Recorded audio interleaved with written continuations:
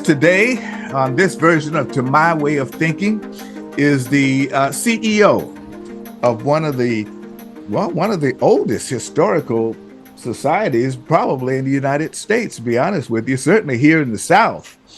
With us is Lloyd Washington. He runs the Durkeeville Historical Society Museum in Jacksonville, Florida. It, according to, of course, the original works here, the idea for this thing started back in the 30s with the Roosevelt WPA authority that got the idea started with a study that they needed to do. They felt they needed to do. Somebody felt they needed to do down here in Jacksonville, called Jacksonville Looks at the Negro Community. Thank you for joining us, Lloyd. Okay, you're quite welcome. Glad to be here. So tell me, what Durkeeville? Go ahead. Yes, Go ahead. Durkeeville. The Durkeeville Historical Society actually started in 1998. Mm-hmm. The society was the Durkeeville itself was built back in the 1936 and 37. So we have the Durkeeville, the original Durkeeville project, as well as the Durkeeville Historical Society. And so we've been very fortunate. So tell me again, what the historic, you said the historical museum got started in, you say 1998? The museum, 1998 is when the Durkeeville Historical Society started. The complex itself was built in 1936 and 1937. It was the very first public housing complex in the United States. So you're talking about two different projects, Durkeeville and Durkeeville Historical Society. Right.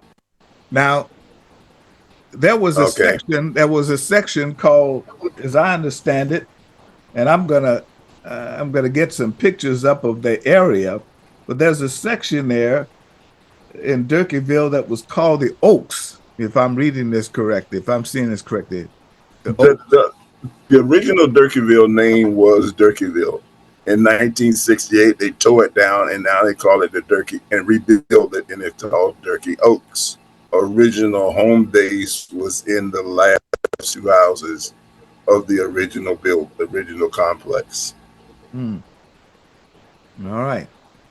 Well, what prompted you to get involved with this? What you're now synonymous with the project, so nobody else knows anything more, anybody else. But what prompted you to get involved with this?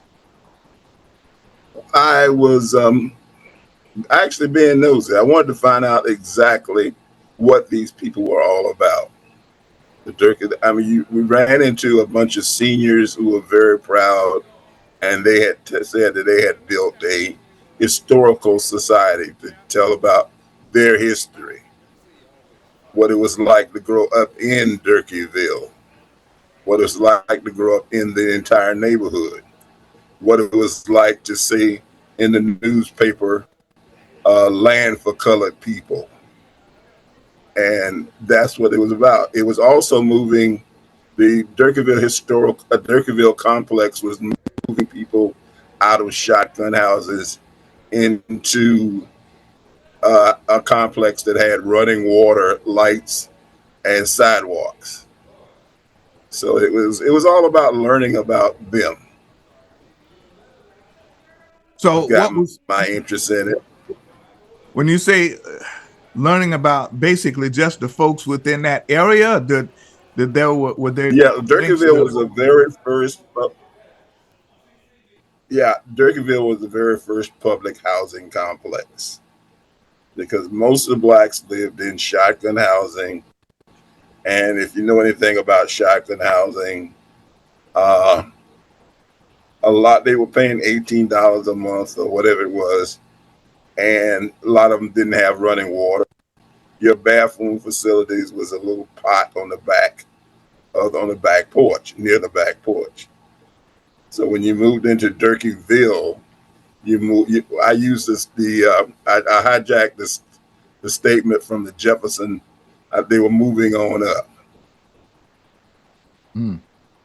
Well, you certainly would not know that now to take a look at Durkeeville as it looks now with the And like I new said, sort in of 1960, townhouse complex and all of that. You wouldn't have known that. You hardly would have known that that would be in the place, because there's a great deal of difference in that area now on both sides of Myrtle Avenue. To be honest with you, there's a tremendous amount of difference there. I grew up in Jacksonville myself, so I'm uniquely familiar with the area, but not as much with the history as we saw there. So, what when you got ready to when they were putting together the history of this, were you pulling together Black history in Jacksonville in general, or were they focusing solely on the events in the Durkeeville area?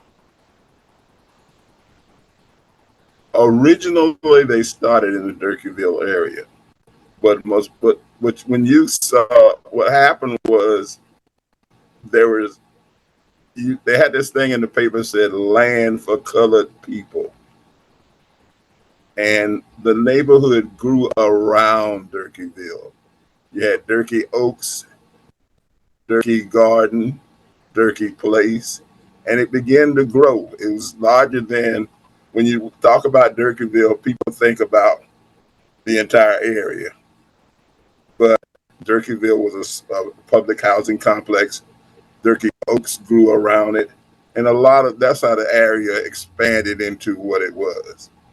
It was the first time, like I said, colored people had a chance to have running water, lights, and think about the better things in life. Now, did Durkee Oaks run up against geographically? If we look, let's take a geographical area here. Mm-hmm. If we did Durkee Oaks run up to what is now I-95, or did it run up to old Davis Street, for instance, as a boundary It line ran there to the east? it ran up to what's I-95 right now. Okay. It ran from Myrtle Avenue to I-95, and that was Durkeeville, Durkee Oaks, and Durkee Garden. Now, does it stop And at like I said, Myrtle? Does it stop at Myrtle Avenue as a no, it does boundary? not, because like I said, it does not. We use that as the original boundaries, but as the neighborhood grew, as Durkee Oak grew, it had, like I said, they had this thing in the paper that says land for colored people. And for a lot of people, they were moving out of shotgun houses, moving over here to Durkeeville, and having that for the first time owning their own, in the process of owning their own homes. Mm-hmm. Now, what have you found terribly interesting there? This wasn't on the other side of that 95 barrier to the east there, what is now the 95 barrier to the east became that. We have where the doctors stayed, Sugar Hill and Wilder Park and La Villa up there. What made Yes. aside from the Oaks, Durkeeville Oaks, which grew up there, and of course you've described the type of housing that was in Durkeeville. What made it so unique that we've developed a museum from that? What's so unique about this neighborhood, this area, that a museum had to be was put together about it? The museum was put together about a bunch of people found out that they went to on a trip, and they went to some small place, and the small place had a museum, and it told about their history, and they wanted to do the same thing here in Jacksonville. and they did. It was I'm in a very good position as the fourth president because my predecessors did a great job of pulling their acts together, and they had a team of curators that has all kind of information in here. It goes all the way back to the original Sugar Hill. It goes back to all over the area. So we ended up doing, yes, it's named Durkeeville Historical Society, but we have all kinds of information about Black people in general. Well, we can, and certainly a tour of the inside of the museum shows us that you have photos after photos of of historical figures who here, persons who've made a difference, some known, some not so well known, but certainly just about every figure that I've been able to see that has made a difference here in the Black community, not just in Durkeeville, and in many cases in Jacksonville in general. That's what is on display there for everyone to see and to gather. Now, what have been some of the, since you indicated you're the fourth president, what have been some of the strides that you've been able to make during your term as president and CEO? Well, some of the strides that I've been able to make. Well, the upcoming, our biggest one right now is the Lift Every Voice and Sing Park. And we're doing that. We have the groundbreaking on the 27th of this month at 10 o'clock in the morning. And it's on the birth site of James Weldon Johnson, the Johnson family. So that's one of our largest ones. We have an exhibit in the Myrtle Avenue ballpark, our J.P. Small ballpark, on Black baseball. So we have a lot of showing, and we're getting ready to renovate that park too. But like I said, it's ongoing. We're looking forward to moving, even becoming even a more of an impact in our community as far as history is concerned. What was the reasoning behind the Lift Every Voice Park? It is going to be, and already it is going to be, and is quite an iconic landmark in what is now the La Villa area. And it's going to be, that's quite an iconic piece of artwork there. But what was the idea behind doing a Lift Every Voice Park and putting it in? You indicated that was the birthplace of James Weldon and I guess Rosamond Johnson both. But what was the idea behind going that far up and putting that in, coming up with that idea? It was a personal thing for me because I wanted to know. We have an exhibit here in the Durkeeville Historical Museum, and it says J. Rosamond Johnson was inducted into the Music Hall of Fame. And at that time, Dr. Carolyn Williams was the president. I wanted to know who J. Rosamond Johnson was. And she looked at me and she smiled. And she told me she normally answers every question I did. But this one, she said, Google. So I went to find out as much information about John Rosamond Johnson. And so I asked the councilman, what does it take to make a park? Name a park after John Rosamond, or rename a park. And so he looked at me and said, well, what about James Weldon? Then we found out that Mrs. Ransom, Lisa Ransom, had found the exact place where they were born. So we went after that spot there. So that's where the Lift Every Voice and Sing Park is right now, on the exact birth spot where the poem was written, where the song was written, and where the family owned their family home. So that's why why we went after that spot. All right, excellent. Throughout our So, conversation, like I said, on the 27th of this month Mhm. at 10 o'clock. On the 27th of June, as we speak now, I guess the ribbon cutting, because the ground's already been broken. So we're talking about the ribbon cutting, and the formal opening of the Lift Every Voice Park will take place.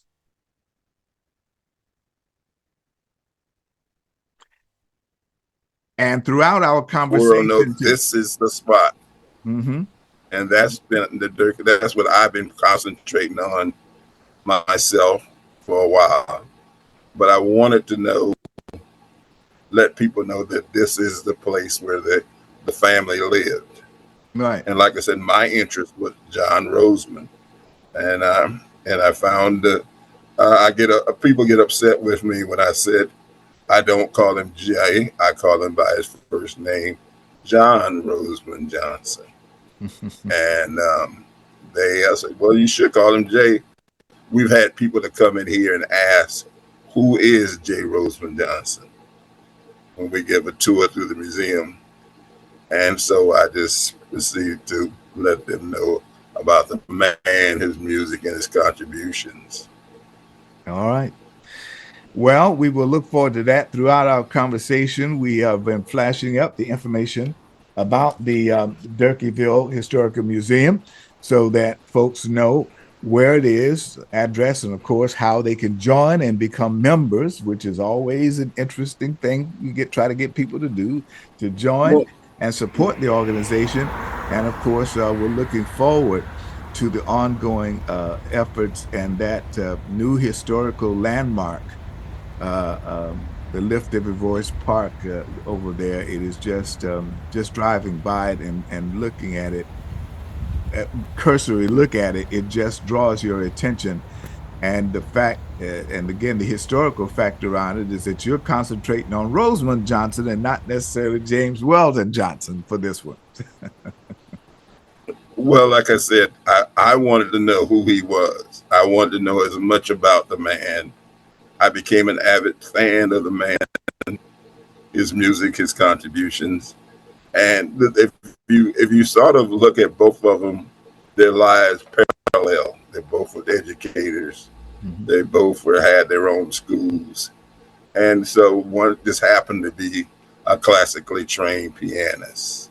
Mm. And James Weldon Johnson played guitar. So, like I said, their lives sort of parallel to each other.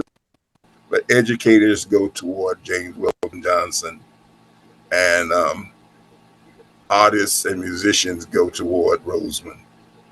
So, like I said, in my case, I just happened to wanted to know who Jay Roseman Johnson was, and as much about him as possible. When you come back, when people come to Jacksonville, what they're going to see is the Lift Every Voice and Sing Park, and that's the reason we want them to come see the park.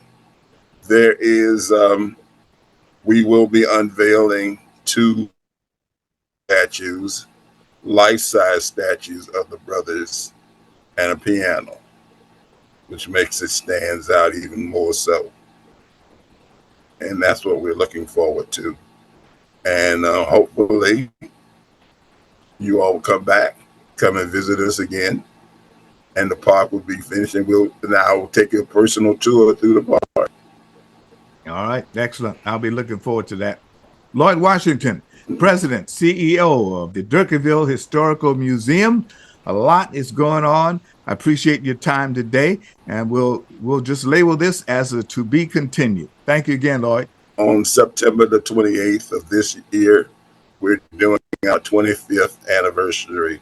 So we will have a banquet, and I hope you get time to join us, okay? Certainly. Wouldn't miss it. Thank you much.